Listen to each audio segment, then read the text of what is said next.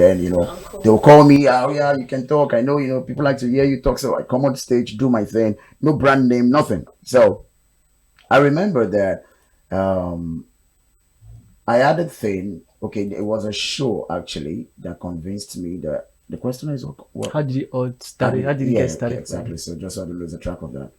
So I've been talking for a while, the church settings and all of that, and I was still in school, thankfully. So a guy called me. It was a friend of a friend whose mom was retiring and also celebrating his 60th birthday Okay. somewhere in Ikosi, Ketu. And then they called me, and unfortunately, it rained very heavily for me. And at that time, I'm still going to be very clear. I knew maybe there were like some hosts and all of that, but I wasn't entirely sure what maybe MC was this thing people Mm, would pay heavily for or mm, something. So mm. the guy just called and asked if I could, come help and all of that. Like, okay, I can't do this for free. Like he said, there'll be about 100 people there. I'm like, okay, me, I don't know. I don't only do it in church, So he said he was going to pay me 10,000. Oh, 10,000. Okay, that's a good money. Like, come on, 10,000 to talk. That's all right. Then I set out. I went with my sister. Unfortunately, it rained. It rained very heavily. Before we got to the location, there were tents in the hall.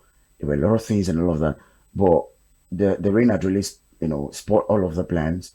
I got there and the guy was like, "Oh, he's sorry. He's not sure he'll be needing my services anymore." The cake was already there, but guests were just inside greeting the woman, going outside. And the rain had already subsided, no cap, but they were not really settled. They didn't know there was any party. The DJ was not even properly set at the time. And I already made plans for the 10K. I'm like, oh God, I have to do this thing. You said you pay me 10,000 or so. I just went to him and I'm like, okay, you know what? Let's do it this way. How about we just bring your mom out, in a special way so she can cut the cake and we can take pictures. I'm like, oh, he said that's a good idea. That's not bad. Like, all right, that's fine. Then I went to the DJ. DJ, please give me the microphone. Let's start this thing. He was like, oh, he's sorry. They didn't tell him to bring microphone. I was Uh, like, oh, wow.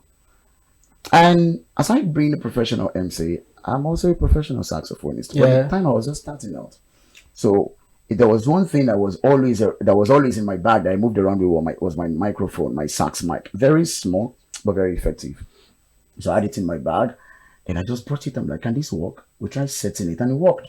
We got a sound. I'm like, okay, good. The picture is still on my Facebook because it was on Facebook at the time. So I took the mic and I started my thing. Okay. The plan was to call the celebrant out to cut the cake and we end the party. But I'm not entirely sure whatever I did that day. I knew I go on stage. I started to talk. I didn't even pay attention. Maybe people were listening or not. By the time I looked back, the tent was, or were rather, filled to the brim. Everyone settled listening to me. People that were about leaving came back. Like it became a proper show. Mm. Okay. Then the guy just came with, whatever you're doing, please don't stop. I said, but there's no program of. He said, whatever you're doing, please don't stop. Then I started to, I continued and I had a couple of activities with the woman, the celebrant's friends, and all of that. We had a great time. Halfway into the show, someone just called me and said, "You're so good. Can I have your card?" I said, "This business don't get structure. Card where? How did we get here?" He was like, "Oh, can I host a concert?" I said, "Oh yeah, of course." Of course. Then he said, "Oh, Ikosi Anglican Church is at the junction of the Express. You can say very big church, right? Oh, they have a concert. It's on Sunday. They would like me to come. Like how much?" I said, "Jesus, this one is 10,000. Let me double it for her. Maybe she will pay." And I said 20,000. She said, "Okay." I said, "Jesus, oh, I should have said more." But then remember, it wasn't what I wanted. It was something I liked, but not what I particularly loved at the time. I just like talking. I mean, organize shows in the church, go for one activity or the other with my friends. Nothing like maybe I was turning this into a professional activity or a professional line. So she said she was going to pay. That was all. The lady was there for less than 10 minutes, just heard me and collected my number and she left. Then I continued the rest of the show. It turned out to be really brilliant, really great. The celebrant was, she's still my friend too today. Very happy. We did the retirement thing. Excuse me, did the whole cutting off the cake. It was beautiful. Then instead of 10,000, they paid me 15,000. I said, good. At that moment, I go home and I'm like, you actually can do this. Now, there are parties. Okay, there is a very big difference between who I am publicly and who I am privately. People would naturally assume I'm a very big, extrovert, but I'm not. Like, yes, I have that public, thing. You go for one show, every weekend and all of that. No, I don't go. If you don't invite me to a party, I won't go. I'm not, I love to watch movies. I'm either home reading or watching a movie or doing something. And that was it for me. And I got home and I thought like, okay, I could put a structure to this. I could actually do this. Who can I reach out to mentor me? How can I? So I started to learn more about the business and the craft, and from there as I started, and I'm like, okay, maybe I'm gonna do this, and here we are now. That sounds amazing. And the next question I want to ask is, when did you realize that this hosting could actually become a full-time career for you? Okay, I realized this could be this is Nigeria. Let's start from there. All Okay. right. Initially, like I said, I didn't want to be an MC from. You won't believe if I told you that I actually wanted to be a pilot, but the dream was to be a pilot, and then I changed. I wanted to be a lawyer, and then I ended up in um, mass communication journalism, and then into filmmaking. I mean, I dabbled here and there. I'm someone who I can't pride myself in my versatility. I love to do things like if it interests me, I learn about it. And then after the first show that I just talked about, that was years ago, I started to do low key parties. I was young, of course. People would call me for one thing, one party here, some may Makoko everywhere we go, just crack jokes, do my thing, and my friends were getting married too at the time. I mean, some of Yeah. them, or maybe a friend of a friend refers me, and that was how it started out, small, small. Then I got a job. I got a job through a friend also. It was at the Naval Dockyard at Victoria Island, Lagos. And I remember that the show connected me to my biggest helper at the time, whom I wasn't even entirely sure, however, the person was going to play. I didn't even know she was going to be there. I wasn't even told who the planner was. I didn't even know who. I didn't even know there were things like planners, decorators. I was just doing my thing. Go for show, collect 10,000, 15,000, go. But then from the research, I started. Okay, this is one of the biggest, planners in the industry, Mm. and the session was going to be there, Dunamis. And I got to the naval dockyard, met with some of our, workers, and I asked if I could talk to her. And I gave her my no. She wasn't. She was around for a few minutes, stepped out, and came back again. Then she didn't really say much. Then I started my thing. The party was so great that the celebrant came to stage to publicly appreciate me. That was one of the biggest honors I think I got at the What? time. Came to state. The former, sorry, Inspector General Police was around. Quite a number of dignitaries were around. And for someone who was just coming out, we didn't really know so much, but I'm very heavy on respect.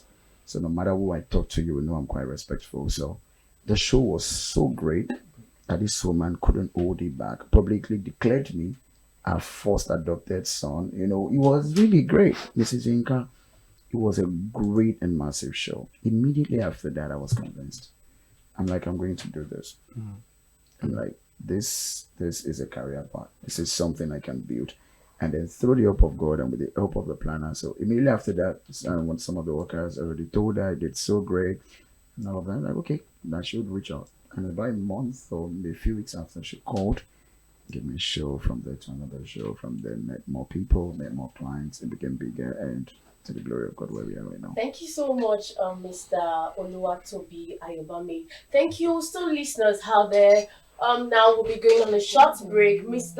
Oluwatobi Ayomide MC Oloro is still here with us. Ayabam. So just stay back, grab a cup of coffee because we are going more. Just stay back. Don't leave this show. We'll be right back. Thank you. Time it is 20 minutes gone past the hour of 11 o'clock, and we still have our guest in here in the business matters. Aluatobi Adebayo here, MC Oloro. So we've been asking him how he got started, and so what have you. All right, up next, Mr. Our MC. How are you? How are you doing? I'm so Hope you're enjoying the environment. thank you. Okay, sir, please, I wanted to ask you, how what is the future of MC in Nigeria? What's the future? How do you see master of ceremonies or event host in the event host as a practice? How do you see it in the next 10, 15 years in this country? Okay, that's quite a very, very brilliant and important question. All right, let's start by saying that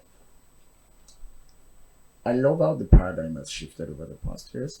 I mean, especially how people used to see the profession MC Mm, to the way they see it now. Or rather say master of ceremonies. All right, rather than saying MC with the acronym, let's just say master of ceremonies. ceremonies, yeah. We have some very great, great MCs that paved the way for some of us to thrive right now. Like Kiyosaki Oduwa, Alibaba, Yeah. Sako, Damala is my name. Great people doing amazingly well in the business. And when they started, it wasn't probably at the time, wasn't probably as huge. Of course, they made the part, like I said, met some very, created some very great platform for us. And where we are right now and where we're still going, you can check the track record. Mm. You can know that they did so well, created the platforms. We are here trying to sustain it, and we are also trying to pave a bigger part for those that are yet to come. The influx of the young MCs coming in, they are not playing. Trust me, the future is big. Rather than the way people just see, like I said, the paradigm is shifting, Mm. or let's say the perception towards how people see the profession. MCs are not just those who hold the microphone and shows and just say, "Hey, ladies and Build gentlemen, it. it's a lot." Sometimes when I'm preparing for a show, one particular show could take me over a month to prepare for it. Depends on the technicality Oh, for sure. of the whole thing. Oh, If yeah. I'm hosting a corporate event, you can expect me to just get my brief now and I'll just wait like tomorrow is the show, so I'm not doing it today. No. What you say, everyone can talk, but not everyone can actually do it the way we do it. Do it, yeah. It takes a lot. I remember, several master classes, several online courses, several training, and all of that. So we've been able to create a perception around the brand. Like we are not just, the vendors who holds the microphone. We are the glue that holds everything together. You can spend millions upon millions in putting a show together, a wedding, a symposium, a program, a conference, whatever rather it is, and with the wrong host, with the wrong person to hold the microphone and moderate and do the drive the whole thing properly, it's a waste of money. So we are the glue. You get the point. Yes. So the future of it is very bright. I mean, I'm a living testimony of a lot. I mean, of how great this branch, this particular profession rather, can change lives and how Yes. we can be better. You get Yeah. provided, okay, like I said, the fresh set of MCs and coming in and host and presenters, they are not playing. These guys are joining several classes, building themselves. You if you go online right now, you see like almost a million podcasts now in Nigeria. Everyone owns a podcast. Yeah, of course. They get themselves out there trying to push themselves, even so much that the old dogs now are doubling up. Like if you are not doubling up, you probably be left behind. So Yes. the future of it is very bright. I mean, these guys understand the assignment and I believe it's not very bright. It's very bright. We are still here. Don't say it as though maybe I'm leaving already. I'm still here. No, I'm still, so I'm part of the future, and we are very bright. Mm, So mm. that's it. Okay, all right. Okay, thank you, Mr. Adebayo. What is the biggest lesson the entertainment industry has taught you? Whew, biggest lesson. I would say lessons, or rather, let's say one. Do you want one lesson or two lessons? Anyone that comes, anyone Okay, one of the that lessons comes to I your think one of the remembrance. biggest is to always try to keep your nose clean, keep your reputation intact. It's um it's a very messy industry. I'm sorry, don't get it out of context, all right? So let me be very, very specific. When I say messy means that it's a blessing and at the same time it can easily corrupt you. Yeah, yeah. The entertainment industry is so big that people would literally do just about anything to want to get to the top. Top. And but from my many experiences, I would say that it's not just about getting to the top. It's about how you get to the top. Some can decide to get to the top using the elevator. It's easy. Step in, takes you up, brings you down. And some can decide to take the stairs by doing the job, by doing the work, one step at a time, one step. And sometimes you would see those like you'll be like, well, I've been in this business for almost 10 years. I'm not getting the best of gigs. And you see somebody who came last week, he's already up there. But you don't entirely know what they traded to get there. So reputation is a lot of things. I mean, I'm very heavy on it. So if there's any lesson, is the fact that keep it clean, because the same way you went up, you can equally come down. All it takes is just one dent, and boom, you get everything shattered. So I think one of the biggest lessons is to, keep that rep intact. And the second lesson, I think maybe the last one is, yeah, separate your personal life from the social life. It's important. Some people don't know how to even be themselves anymore when they are not, on the social media, or, hosting a show. Who I am when I'm hosting the event, I'm a professional. This is what you've paid me to do, right? You see a lot of MCs charging us. We charge as high as, it's really, they pay you heavily to come host the show. So that's my profession. It's like going to a tailor and like, oh, I want to mend this. This is what this person is paid to do. You do it well. I like what I. Then that doesn't mean every time you come to my house, I must be saying something. No, I have another life. I mean, so separate your personal life from your professional life. If it's someone who prefers, like me, like I said, I would call myself an ambivert. I'm here and there. I'm neither here nor there. Or that. So if I'm not on stage, I'm at home. I watch movie. Oh God, I watch film. I watch film. Let me watch film. I watch film. So that's. So separate your professional life from your personal life. Do other things. Read. Go out. Travel. That's another thing I love to do. Do your thing. You get. So that's that. Okay, thank you very much, MC Oloro. That moves us to the next question, which is the business of the day. All right. You've shared a lot of insights. You've given us your personal, how you started, how you met your first big gig. But I want to ask MC Oloro, because for many people who are listening out there, and for those who are watching us and those who still watch us on, on social media, how can, if I want to start what you're doing at the moment, how can I make it big? What are those steps? What are those steps I need to take that will say, okay, in the next 5 years or 7 years, I want to be like MC Oloro. I want to be like Ali Baba. How can I make it big in the event host in the country as an MC in Nigeria? Okay. because in entertainment, in the entertainment, what entails 5 years ago is not what you will see currently. Yes. So Sure. as year goes by, the stakes are always high. So how can I make it big? What is that thing? If I don't want to be an actor, if I don't want to be a comedian, how do I make it big? Hosting events in Nigeria. Okay. I hope I'm able to do justice to this question. Here goes. Firstly, I am going to say making it big is relative. Okay. What is your own definition of big? Making it big. All right. So let's be very clear on that. Some people would say if I'm able to host maybe the experience, that's my fulfillment. That's me making it big. Like I'm already Dave. I'm actually going to be up out. Let's say if I'm able to stand before the governor of a state or something, or if I'm able to charge a particular amount. I started from charging nothing. I used to host what's it called, praise nights. I'll play saxophone, still host the show from around 9 p.m. rather to like 6 a.m. And when I'm done, they'll just pray for me and I leave. No money, no nothing. That wasn't my motivation. I just liked and loved what I did or what I still do. Right. So if you want to make it big, you need to be very sure what's motivating you. Is it from the monetary angle or from the passion angle? See, you don't necessarily have to be on the lips of everyone to feel fulfilled. It could just be a few of your clients who recognize, or rather who appreciate what you actually bring to the table so much that'll make you feel like you've actually made it big. But you want to really say, okay, I want to make it big monetarily, and you want to start making those money, you want to start getting those shows that they pay you in millions for. I would say the first thing to do is to reinvent yourself. Reinvent yourself. All right. Don't think that the knowledge you had yesterday can apply to today. It's not still. It's still important. Your knowledge from yesterday is an experience for today. Okay, so I was there. Okay, one of the best things I think happened to me as a person, as an individual, is I'm in between generations. Okay, Lagos, welcome back. If it's just joining us, this is Overt Radio. We are broadcasting live to you from the city of Lagos, the center of excellence, the city that never sleeps.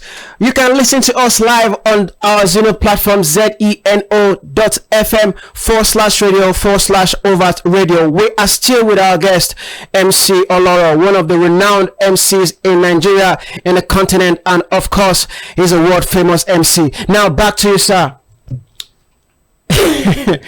Don't forget that MC right here is a graduate of mass communication from Yaba College of Technology.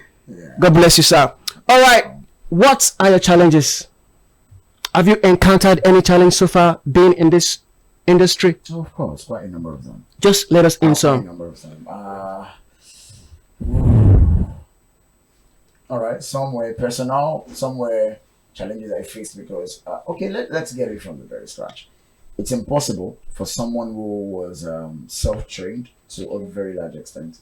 Because at the time when I was setting out, when I started to, like I said from some of the stories I shared, that, I started to love the job after a couple of gigs and reaching out to the top dogs, the 1% of the 1% in the industry at the time was not easy. I mean, of course, I didn't have who to introduce me to who, so it was mainly Facebook. Then I DM'd a couple of them, didn't get a response, and I started to do this thing myself, trained myself. Big shout out to one of my biggest mentors of all time. I've never met him, but I hope someday I do. That's Will Smith. And I would watch all of his movies, and I love the way he talked, or still talks. The staccatos, the breaks, the voice modulation, the everything, I was practicing, mimicking, doing, watched all his movies. But then, right, I was oblivious of the things that could possibly happen in the course of a party that I was not prepared for. Example, like maybe I get to a show and some of them you can get there and then someone will just walk to you on stage and like, no, you should call this one, don't call this Okay, one, call this one, okay. right? And it destroys everything. And I just like, sir, I know, but you can't, your presence too, you're still a newbie in the business now. When you let me go, don't call this one, call that one, like, okay, daddy, trying to do all of that, trying to juggle, and if it doesn't go right, they blame the MC, Of course. right? And one of the biggest challenges I had then was structure. My structure was very weak from the start. There is a part where you would think you're worth a certain amount, and there is a part where you're actually worth more. But what the difference between both is that you need to realize what you're worth at every single time, rather. So I was at a point in my life where I was supposed to be charging a certain, I was undercharging. And it was hurting me, right? I was shortchanging myself. I mean, I had gigs, and because my structure was weak and because of the eagerness to want to just jump out, okay, I'm available, use me, I remember one time that because of the lack of structure at the time, Planner got me a job in Antony, and she paid me 100,000. Then 100,000 was actually a very good money. I got 100,000. I'm a big boy. Big boy. Never to do like that time now. Dollar was like probably 150 or 100. I was good, like 100K. Yes. I went for the show. And trust me, one of the biggest blessings I think I enjoy in my life is I've never had a better yesterday. Yes. Each show comes with a special review. It's always bigger than the last. The performance is always bigger and better than the last. So God has been very faithful. So I get done with this job, I go to the next one, I pick a lesson from it. I never stop learning. So the next show comes better, becomes, So the show was great. It was beyond brilliant. It was really good. Then the person, the client, after the show came to me, I was about leaving, so I went to greet her. Like, mommy, I'm leaving now. Oh my God, you did so well. Truly, this is 500,000 and I want it. I said, all right. Then I went back and I'm like, okay, so someone collected 500,000 on my head and gave me 100K. But I didn't know, I wasn't angry. I didn't blame her, I blamed myself because I felt like my structure was weak. Because right now, if you're going to come to me, there are like lots of process, not too stringent process, but trust me, it is very easy. But I know whatever show I get, trust me, it's because I have decided to take it. I know how much I charge for shows, and with the help of God, I know the number of shows I do in a month, and I can tell that, oh, these are shows I actually, if I'm doing a pro bono, I know. And trust me, even till tomorrow, we'll still do pro bono jobs you do without really getting much from them. Probably like a family friend or someone you just want to give back to. We do it every now and then. Maybe one or two of my free days, I could do that. But my main shows, yes, you pay. Of course. And when I collect my money, I can't finish now. One MC, they not tell me that a client got 3 million naira and gave MC Oloro, so million. Like, okay. But it's because I know that, oh, this is your court, this is my court. In case I'm giving you a court, which, is a thing. So for me, that was a big problem. That was one of my biggest one. The structure was one of my biggest problems. And what other problem did I have? Uh, no, I think that's all I can All right. for now. Okay. Weak structure, and then it became Be- That's stronger. Before we let you go, MC Oloro, last question. Before we let you go. not the last question. Okay, you ask it. I'll cap it up. I want to ask, so what advice can you give to you? That was what I wanted to ask, Ada. Yeah. What advice can you give to young youth that just want to start this The MC that wants to start it? What advice can you give them? Some people will just want to. I want to be a superstar in a day. What advice can you give to them? And how does consistency and discipline works in this line? Okay. I can't believe I've actually gotten to that part in my life where I can be giving advice to people. So thank you for all of that. All jokes aside, right? I think that over the past one, I've had quite a number of followers on Instagram. Okay. And sometimes I check their page, and as much as I'm excited for what is to come and in the future of this business, we have young MCs coming out with great, gifts and great ideas. But it still breaks me sometimes to see that some of them are still not submitting themselves to mentorship and proper training. Okay. Some of the things that I got wrong were mainly because I didn't get a right mentor on time. But right now, it's so easy for you to actually get people. I mean, this Obasanjo internet has brought everybody together. We are mostly just a DM away. Maybe not everyone will want to take you under their wings, which is totally fine. There are some that you have to heavily pay for. You wouldn't believe if I told you right now that very recently I still made a very reasonable amount I paid to be part of something like that I'm still learning and training from. Yeah, I still, one of the reasons I told you I was rushing down was because I needed to go pick something up, and I'm going home to install them and start to do other things and all of that. This is a lot of work. So the advice to them is, don't do it because you think that it's a quick way to get money. It can ruin your life. I mean, some shows, there are some gigs that you will never recover from if you don't do them well. Imagine you being embarrassed in the presence of a president. You may never pick up the microphone again if you don't have the enough motivation to want to do it again. But now imagine yourself that you love the job, you love the profession, you want to be a renowned, a well-seasoned MC, and you want to be able to do the jobs and do it excellently. Why not just take the stairs instead of the elevator? Like, why not just take one step at a time? If it's the money, I promise you, bro, you will make the money. I am being very honest with you. Like, eventually you will. I remember, I can't, sometimes when I tell people that, I used to charge this, I'm like, no. I'm like, yes, I did.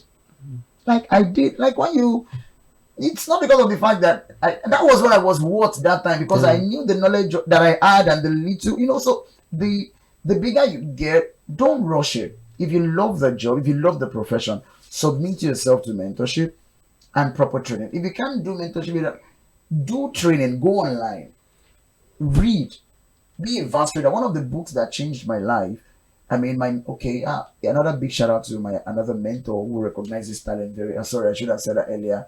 He recognized his talent very early, was Mr. Femi Ota. He was my boss at the advertising agency I worked one time when I started. I was a copywriter in the advertising agency. That was around 2013, 2014, down to 15, I think. Mr. Femi would buy me books. I could just get to my desk this morning. There's already a book there. One of the books he got me then was Secret of the Street by Teju Babyface. Okay. One of the renowned, I was also a very great MC and comedian. Still is. It still is, yeah. Yeah, and I read that book. I've read it back to back like over 20 times. Trust me. And one of the biggest lines from that book that still resonates with me deeply till today is don't be too quick to announce your talent to the world. Like the surefire of knowing, there's a surefire of knowing that this is a time for me to be known. Like always observe the window. If you go out too quickly, you can burn out. If you go out too late, so understand the season. Like, oh, okay, I know now that I like what I do. I want to be an MC. I love I have passion for you rather. Now, how do I make it big based on what we're talking about? Now imagine that you go through the right channel. Like you go through mentorship is not just trying to make you their boy. No. Every great artisans, every great professionals, they went through training. Either you go to school or you learn about it or you take courses online. There are ways and processes to things. So my advice to you is try to sharpen that skill. Take it a step at a time. I remember I used to go to Songo with one of my guys there. I mean, we were like 6. There was nothing. They won't give you any money. That was somebody introduced me to that guy that time. How we go, we'll be on that hot tent like this. We'll just sit down. But there is something about me, and that's one of the biggest gifts or advice I can give to young girls. Be very observant. Every single material you need to stand out is in your environment. Be observant. Because what you see on stage, I was in Abuja for a show one time. I met one of my very great colleagues and he said something on stage. I told him, I said, I'm stealing this. I reconstructed, I'm like, no, this is a good point. This is all right. Bring them together. That's how you learn. Submit yourself to mentorship. Don't rush. My brother, eventually they will call you. Eventually they will pay you the millions. But for now, I'm literally legit begging you to please don't ruin the brand. Don't ruin the profession. Don't be a dirt to it. Learn one step at a time. And eventually one job gives the other. So that's it. Okay, thank you very much, MC Oloro. Learn one step at a time. You can reach him on Instagram, mc.oloro_ on Facebook, MC Oloro. All right. Okay, you want to say something? All right, Lagos, that is how we're going to wrap up today's breakfast show. It is weekend already. It is Friday. We want to say a very big thank you to our guest, MC Oloro, the very first. Thank you very much. Thank you for coming in here to spend some time with us. All right, Lagos, we're going to go now. We've ended the breakfast show for today. We will see you again on Monday. Same time, same station, same co-host and same host. My name is Kenneth and my name is Bukolua. Join us next time. Thank you. All right, bye-bye, Lagos. Take care. Overt, loud and clear.